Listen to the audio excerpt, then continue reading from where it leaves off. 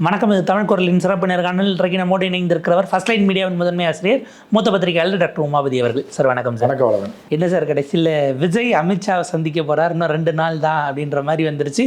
கூட்டணிகளே தூக்கிட்டு வந்துடுறாங்க. 60 கேட்டு 50 சீட்டு கொடுக்குறோன்னுட்டு எடப்பாடி 40 தான் இந்த லெவலுக்கு போயிடுச்சுன்னு பேசிகிட்டு இருக்கிறாங்க.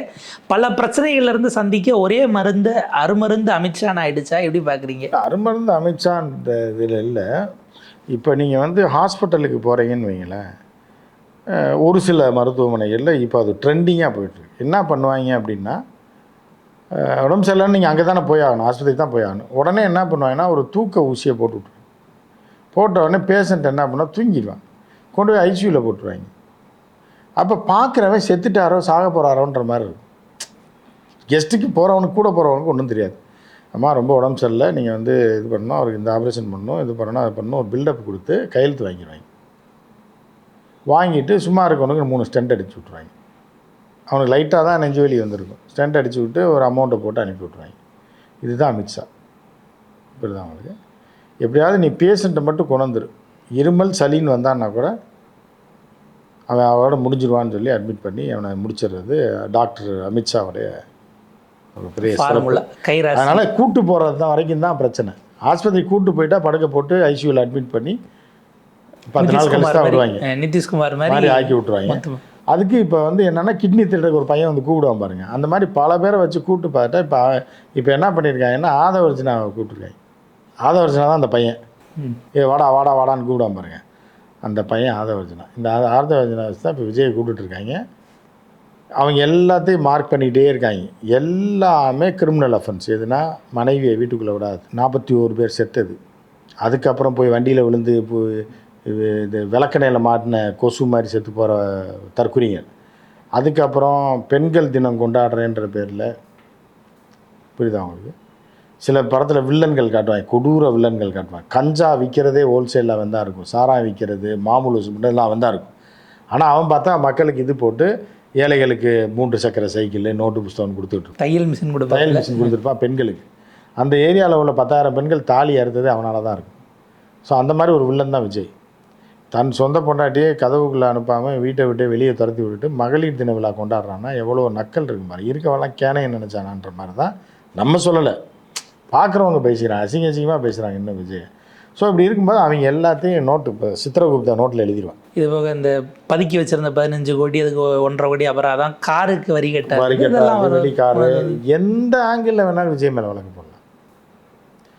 அதுக்காக வந்து என்ன பண்ணுறாங்கன்னா, எல்லாம் மைச்சா என்ன சொல்லி பார்ப்பலன்னா, அவனை பிடிச்சிட்டு வந்துடுங்க, இங்கே மெல்ல தள்ளி கொண்டு வாங்க அப்படின்னு சொல்லி ஒரு பக்கம் சிபிஐ, ஒரு பக்கம் சென்சார் போர்டு ஆஃபீஸருக்கு வைத்தால போகுது இன்றைக்கி.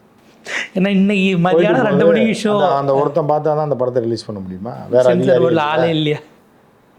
அப்போ அங்கே ஒரு லாக்கா. அடுத்து நாளைக்கு ஒரு சம்மன் அனுப்பியிருக்காங்க, சிபிஐயில் ஆஜராகணும், 41 பேர் செத்ததுக்கு தானே. அது நாளைக்கா? நாளை கழிச்சு மகளிர் ஆணையத்திலேருந்து பெண் வன்கொடுமை இது வழக்கு ஒன்று போடுவாங்க. ஏன்னா ஒரு பெண்ணை வந்து வீட்டுக்குள்ளேயே விட மாட்டேன், ஒரு மனைவி 26 வயது வர்ற மனைவி வீட்டுக்குள்ளே விட மாட்டியா அப்படின்னு ஒன்று போடுவாங்க. அதுக்கப்புறம் என்ன பண்ணுவாங்கன்னா, அந்த பெண் குழந்தை சித்திரவதை திட்டத்தின் கீழே என்ன பண்ணுவாங்கன்னா, கட்டின மனைவிக்கு பிறந்த பெண் குழந்தையை வீட்டை விட்டு துரத்தி விட்டுருக்க லண்டனுக்கு அப்படின்னு ஒரு வழக்கு. அவரை பெற்ற பையன் மன உளைச்சலுக்கு ஆளாகிருக்கேன்னு ஒரு வழக்கு. இப்படின்னு போட்டாங்கன்னு வைங்க. அதுக்கப்புறம் திருமண முறிவு பந்தத்தை முறித்திருக்க முன்னாடியே நடிகையோடு பட்டு சேலை பால் பழத்தோட கல்யாணத்துக்கு போனது பழைய இனோவாவில். இது எல்லாமே அவங்க நினச்சாங்கன்னா பிடிச்சி உள்ளே வச்சாங்க. தினகரனை பிடிச்சிட்டு போனாங்க, இல்லை சும்மா வாங்க ஐயா கூப்பிட்றான்னு கூப்பிட்டு திகார் ஜெயிலில் அடைச்சாங்க, எவனோடைய கோர்த்து விட்டு அந்த மாதிரி கொண்டு கோர்த்து. அவர் லஞ்சம் கொடுக்க போனார், யாருக்கு கொடுக்க போனாரு தெரியல, ரெட்டை இலைக்கு கொடுத்தாரா, தேர்தல் அதிகாரி யாரு, ரெட்டலைக்கு தினகரனுக்கு என்ன சம்பந்தம், இது எதுவுமே தெரியாது. ஆனால் பிடிக்கும்னு நினச்சானா எந்த வழக்கில் வேணாலும் பிடிப்பாங்க மத்திய அரசில். அமமுக எதுக்கே ரெட்டை இலை. அதே மாதிரி இப்போ விஜயத்துக்கு உள்ள வச்சுருங்க, ஏதாவது ஒரு கேஸில் கேஸ் போடணும் அவசியம் இல்லை, உள்ள வச்சுட்டு அப்புறம் பேசி பண்ணிட்டு. போர் நடக்கக்கூடிய நேரத்தில் எப்படி நீ தனி விமானத்தை எடுத்துகிட்டு போனேன், இந்தியா விட்டு தப்பிக்க பார்த்தியா அப்படின்னு கூட வழக்கு போடலாம். பாஸ்போர்ட்டை முடக்கிறோம்னு சொல்லி கூட முடக்கி வச்சுருவேன். நீ எங்கேயும் போக முடியாது, எது வேணாலும் செய்யலாம். மத்திய அரசு நினச்சா எவனை வேணாலும் தூக்கலாம். முதலமைச்சர்களே தூக்கி வச்சவங்க ஆக்டிங் சீட்டில் உட்காந்தோன்னா கொத்தா சாயந்தரமாக தூக்கிட்டு போய் வச்சு அந்த அரவிந்த் கெஜ்ரிவாலை ஒழிச்சு விட்டாங்க. ஸோ அந்த மாதிரி எல்லாம் பண்ண முடியும். இப்போ வந்து என்னென்னா, அமித்ஷாவோட தான் போய் கூட்டணி அமைக்கிறதுக்கான வாய்ப்பு இருக்குன்றது நம்ம பார்க்கலாம். அதாவது இப்போ இதில் விஜய்க்கு ஒரு தயக்கம் இருக்கிறதாகவும் பேசுகிறாங்க. ஏன்னா பல நிர்வாகிகளை கூப்பிட்டு ஒரு கருத்தெல்லாம் கேட்டாராம். போலான்னு ஒரு செக்ஷன் சொல்லுதான், வேணான்னு ஒரு செக்ஷன் சொல்லுதான், இறுதி முடிவு நான் எடுக்கிறேன் அப்படின்னு சொல்லியிருந்தது. அப்புறம் நான் அடுத்த வீட்டுக்காரனா எடுப்பான், விஜய் தான் எடுத்தான். இல்லை, ஸ்ட்ராட்டஜிஸ்டுகள் தான் இவ்வளோ நாள் பல விஷயங்களை செஞ்சுட்டு பூராமே காசு அடிக்கிறதுக்கு வந்தானே. விஜய் எங்கே கொண்டு அடமானம் வைக்கலாம் இல்லை விற்கலாம். விஜய் ஏன் வெளியில் படுக்கிற, வெயில் காலத்தில் வெளியில் இல்லை படுக்கலான்னு ஆசைப்பட்டாப்புல, கிராமம் மாதிரி நம்ம படுக்கலாம்னு ஆசைப்பட்டா கயிற்றுக்கட்டில் 4 பேர் சேர்ந்து தூக்கிட்டு போயிடுவாங்க. தூக்கிட்டு போய் எங்கேயா விற்றுட்டு போகிற வெளியில் காசு ஆட்டையை போட்டு போயிட்டே இருப்பாங்க. யார் விற்கிறது யார் பங்கு பிரிக்கிறதுன்ற ரேஞ்சில் இருக்காங்க. அதனால் விஜய்க்கு பாதுகாப்பு விஜய் தான். ஸோ அப்படி இருக்கும்போது இவங்க ஆளாளுக்கு ஒன்று சொல்லி எங்கிட்ட கொண்டு சிக்க, அவன் காசை வாங்கிட்டு, பிஜேபியில் ஒருத்தன் காசு வாங்கியிருப்பான், அண்ணா நான் எப்படி நான் தூக்கிட்டு வந்துறேன்னு இருப்பான். திமுகவில் ஒரு காசு வாங்கியிருப்பான், திமுகவுக்கே கொண்டு வரேன்னு வேலை பார்த்துட்டு இருக்கவனு இருக்கான். அதுக்குள்ளே அதிமுக கொண்டு வரணும்னு இருக்கான். இல்லை விஜய் வந்து நாங்கள் எக்கேட கேட்டால் தனியாக நிற்க வச்சு காலி பண்ணிடுறோன்ற ஒரு குரூப்பும் இருக்குது. இது எவனுக்கு வந்து எல்லாம் ப்ரைஸ் அடிக்க போகுது, லக்கி ப்ரைஸ் அடிக்க போகுதுன்றது தெரியல. இப்போ இந்த பிரச்சனையை ஓடிக்கிட்டு இருக்கு. ஒரு வருஷத்துக்கு முன்னாடி இந்த மாதிரி அதிமுக 80 சீட்டு கேட்டுட்டாங்கன்னு ஒரு செய்தி வந்தப்போ புஷி ஆனந்த் 3 பக்கத்துக்கு மறுபறிக்கை விட்டார். நாங்கள் யார் கூடயும் பேசலை போலன்னு. புஷி ஆனந்த் பேசலை. யார் புஷி ஆனந்த் பேசினா யார் சொன்னால்? ஆதவர்ஜன் ஒரு பக்கம் பேசிகிட்டு இருக்காப்புல, மித்தவங்கலாம் ஒவ்வொரு பக்கம் பேச. இப்போ ஒன்று இதை மறுக்கணும். ஆனால் இப்போ என்னென்னா 3 நாள் எதையுமே மறுக்க மாட்டாப்புல. புரியுதா அவருக்கு? இப்போ எப்படி வந்து திரிஷா பற்றி வதந்தி கிளம்புன்னு திரிஷாவோடய நடந்து வந்தாப்புலையா, அதே மாதிரி அமித்ஷா பற்றி வதந்தி கிளம்பும்போது அமித்ஷாவோடய நடந்து வரும். அதை பார்த்து நீங்கள் புரிஞ்சுக்கணும். கூட்டணி இருக்கா இல்லை என்னன்னு கேட்டீங்கன்னா நான் அமித்ஷா கூட நடந்து வருவாப்புல, அவ்வளோதான், ஒரே காரில். அப்போ நீங்கள் புரிஞ்சுக்க வேண்டியது. இல்லை இப்போ இவர் ஒருவேளை போய் அமித்ஷாவை பார்த்துட்டா ஜனநாயகம் ரிலீஸ் எலெக்ஷன் முன்னாடியே நடந்து எல்லாமே வந்துடும். ஜனநாயகம் வந்துடும், இது வந்துடும், டைவர்ஸ் ஆயிரும், டக்குன்னு எல்லாம் முடிஞ்சுட்டு திரிஷா வந்து சேர்ந்துடும், அடுத்த கல்யாணம் கூட நடந்துடலாம், எப்படி வேணாலும் நடக்கும். ஆனால் அதில் அமித்ஷா மாதிரியான ஒரு ஆளை சாட்டையால் அடிக்கிற சீன்லாம் இருக்குன்னு சொல்லியிருந்தாங்கல்ல, சென்சாரில் கட் பண்ண சொல்லிடுவாங்க. கூட்டணி போனால் அது அவர் கிடையாது, நான் இவர் டெல்லியில் யாரோ இங்கே சந்தான பாரதி அடித்தேன், நீ அதை அமித்ஷா நினச்சிட்டாங்க மாற்றிடுவாங்க. அப்படியே மாற்றி மாற்றி கொண்டு போயிடலாம். இப்போ இதுக்கு நடுவில் தாவேக்கால பணம் வாங்கிட்டு தான் போஸ்டிங் போடுறாங்க, நான் உழைச்சிருக்கையும் கொடுக்கலன்னு அங்கங்கே யாரையாரோ கத்திட்டு வெளில வந்து. அது 2026 அவ்வளோதாங்க. ஜெயிச்சாலும் சரி தோத்தாலும் சரி, ஒன்று பிஜேபிக்காரன் ஆட்டையை போட்டுருவான், இல்லைன்னா டிஎம்கே ஆட்டையை போட்டு. இல்லை சார், புதுசாக ஆரம்பிச்ச ஒரு கட்சியில் 16 லட்சம் கொடுக்குற அளவுக்கு அது ஒருத்தன்னு நினைக்கிறாங்களா? அது ஒருத்தர் இல்லை, பிஸ்னஸ் தானே இது. போட்டு ஜெயிச்சிட்டோம்னா எம்எல்ஏ ஆகிட்டோம்னா அவங்களுக்கு தெரியும், அரசியலே தெரியாதுல்ல. அவன் என்ன நினைக்கிறான்னா பெரிய கட்சிகள்லாம் நம்ம ஆக முடியாது, எம்எல்ஏ தானே, எந்த கட்சியில் இருந்தால் என்ன, நம்ம ஒரு இன்வெஸ்ட்மெண்ட் மாதிரி. இப்போ அவன் ரியல் எஸ்டேட்டில் இப்போ படுத்துருந்துருப்பான், அவன் தாத்தா சம்பாரிச்சு சொல்லிட்டு ஏக்கர் வந்து 5 லட்சம் 7 லட்சம் போயிட்டு இருந்தது, திடீர்னு பார்த்தா ஹைவேஸ் ரோடு வருதுன்னு சொல்லி 1 கோடின்ட்டுருவாங்க. அப்போ 7 ஏக்கர் இருந்தால் 7 கோடி ரூபா அவனுக்கு திடுக்குன்னு வந்துடும். 2 மாடை வச்சுட்டு படுத்துருந்துருப்பான் விவசாயம் பண்ணிவிட்டு, திடீர்னு 7 கோடி வந்தோடனே அவன் என்ன பண்ணால் ஒரு 20 லட்சம் போனால் போயிட்டு போகுது. புஷியானந்துக்கு ஒரு 10 லட்சத்தை கொடுத்தானே சீட்டு வாங்கி தரேன், எம்எல்ஏ ஆயிடலாம்ல. எவ்வளோ நாள் மாடு மேய்ச்சிட்டு படுத்து கிடந்த விவசாயம் பண்ணிட்டு திடீர்னு ஹைவேஸ் 8 வழிச்சாலை வருதுன்னு ஒரு 7 கோடி ரூபாய் கையில் கொடுத்துருக்காங்க சும்மா இருந்தவனுக்கு. அந்த பக்கமாக ஊர் அவுட்டரில் போய் 1 கோடி ரூபாய்க்கு இடத்த வாங்கி போட்டு அங்கே போய் கயிற்று கட்டில் போட்டு ஒரு வீடை கட்டி உட்காந்துருப்பான். அவன் பார்த்துருப்பான், எம்எல்ஏ ட்ரை பண்ணுவோம், எவனோ கொடுத்த காசு தானே, அவன் வந்து ஆளுக்கு 10 லட்சம் கொடுத்துட்டு அதை வச்சுனா காசு வாங்க மாட்டாப்புல. புஷியானந்துக்கு மாமூல் கொடுத்துட்டேங்கன்னா போதும். இல்லை, இந்த மாதிரி இருந்த பாதி பேரை தான் கமலஹாசன் 21 காலி பண்ணிட்டாரு. அது கொஞ்சம் பேர் அவர் நிறைய பேர் இருக்காங்க. இப்போ ரோடு நிறைய ஹைவேஸ் ரோடு வருது. இப்போ வந்து 6 வழி 8 வழிச்சாலை வருது. நிறையா பேர் இப்போ கோடீஸ்வரன் ஆகிட்டான் பூரா. இப்போ நீங்கள் பார்த்தீங்கன்னாலே தெரியும், ஒரு 15 பவுனில் செயின், ஒரு 10 பவுனில் ப்ரேஸ்லெட்டு, ஒரு இனோவா காரில் வந்தானாலே தெரிஞ்சிடும் பரம்பரை பணக்காரன்றது. ஸோ அந்த மாதிரி நிறையா பேர் இருக்காங்க, அவங்க காசு கொடுக்க தயாராக இருக்காங்க. அவங்க பூராமே பார்த்தீங்கன்னா அவங்களோட பேச்சே வித்தியாசம், ஆளை பார்த்தோன்னே தெரிஞ்சிடும் இடம் விற்றுருக்காண்டா எங்கேயோ அப்படின்னு. புரியுதா அவங்களுக்கு? அந்த மாதிரி ஆட்கள் கரெக்டாக யாருக்கு தெரியும்? புதிய கட்சி ஆரம்பிச்சு அவனும் வருவான், இவனுக்கும் தெரியும். யாரு அவர் தமிழ்நாடு முழுக்க பயணம் பண்ணது தொண்டர்களை சந்திக்கல, இவங்களெல்லாம் கவர் பண்ண அவர் அவங்கள பார்த்து அவங்களுக்கு ஒரு ஆசையை தூண்டுறது தான். ஆசையை முதல்ல தூண்டோடனே எம்எல்ஏ ஆசையை தூண்டோடனே ஆட்டோமேட்டிக்காக அவன் என்ன அனாமத்தான் வந்த காசு. புரியுதா அவங்களுக்கு?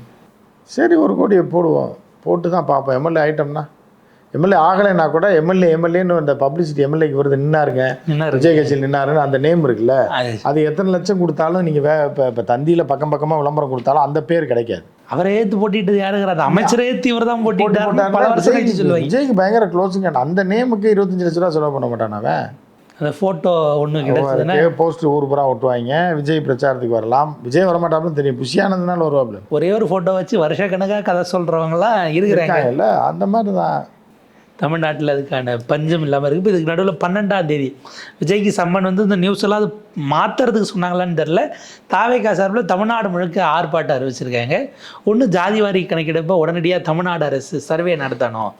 2வது சட்ட ஒழுங்கு சீர்குலைஞ்சு போச்சு, போதைப் பொருள் அதிகமாகிருச்சு, அடைநாசமாக போச்சு, அது ஒன்றுமே இல்லை, அந்த லெவலுக்கு இருக்குங்கிறதுனால. இப்போ 3வது கூட்டம் நடத்த முடியாமல் விஜய்க்கு ஒரே நெருக்கடி தராங்க. அதனால் அந்த எஸ்ஓபியே வாபஸ் வாங்கணும். அது கோர்ட்டு சொல்லி போட்டது. கோர்ட்டில் கேட்குறாங்க, நான் அவனுக்கு இலவும் தெரியாது எட்டும் தெரியாம நம்ம கோர்ட்டுன்னு தெரியுமா, கோர்ட் எங்கே ஹைகோர்ட் எங்கே இருக்குன்னே தெரியாது, என்ன தேவை அவன் பண்ணிகிட்டு இருப்பான். இல்லை அதில் வக்கீல் கேட்குறாரு, எஸ்ஓபி போட்டதுக்கே காரணம் நான் உங்களால் தானே 40 பேர் உங்களுக்கு தானே செத்தாங்கன்னு ஜட்ஜி கேட்ட பிறகு இல்லை எங்களை குறி வச்சு நெருக்கிறாங்கன்னும் போது அரசு வக்கீல் சொல்கிறாரு, டிரான்ஸ்ஃபார்மர் மேலே ஏறக்கூடாதெல்லாம் எஸ்ஓபியில் போட்டால் எங்களுக்கு தாங்க அவமானம், அவங்க தாங்க கட்டுப்படுத்தணும், அவங்க தொண்டர்கள் அவங்க கட்டுப்படுத்தணுமானா அதுக்கு பதிலே சொல்லாமல் ஓடுறாங்கன்னும் போது, அதாவது இப்போ எஸ்ஓபி போட்டு 3 கூட்டம் நீங்கள் நடத்திட்டீங்க, இப்போ என்ன அதை வாபஸ் வாங்கணும்னு ஒரு போராட்டம்.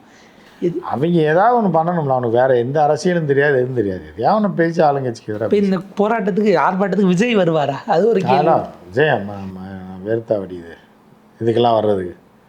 விஜய் வருவாரா வரமாட்டாரானே சொல்லாமல் ஒரு கூட்டத்தை கூட்டுவாங்க, அவங்க வந்து பார்த்துட்டு வரலன்னு விரக்தியில் போகும். விஜய் வரப்போகிறதா சொல்லி கூப்பிட்டு ஏமாத்திட்டாங்கன்னு பேட்டியெல்லாம் கிடையாது கொடுத்தாங்க. வர எதுக்கு வராங்க ஆர்ப்பாட்டம் எதுக்குன்னே தெரியாது, ஜாதி வாரின்னா என்னன்னு தெரியாது, எலவும் தெரியாது எட்டும் தெரியாது. அவங்க விஜய் வருவார் பார்க்கலான்னு வருவாங்க, வரல என்னன்னா திருப்பி பஸ் ஏறி போயிடுவாங்க.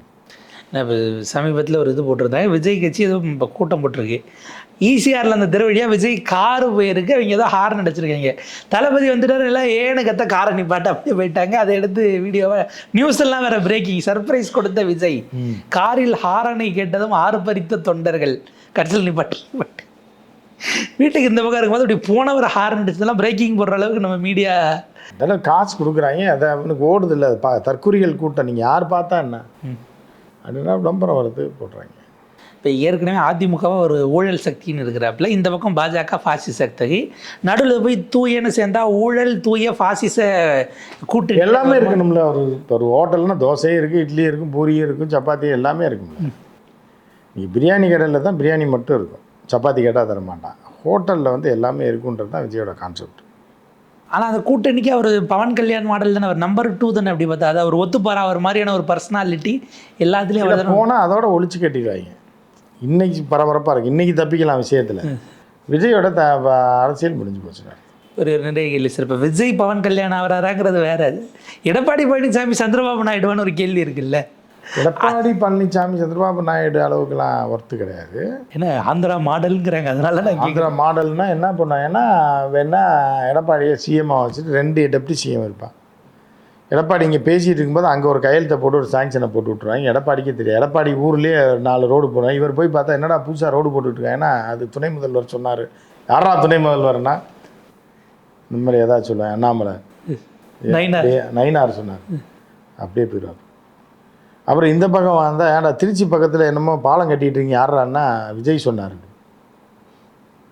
என்ன தாண்டா நடக்குதுன்னு எடப்பாடிக்கு ஒன்றுமே தெரியாது. அவர் இஷ்டத்துக்கு அவர் ஒரு அமௌண்ட் அடிச்சுட்டு அவர் பாட்டுக்கு போயிட்டு இப்படி தான் போகும்.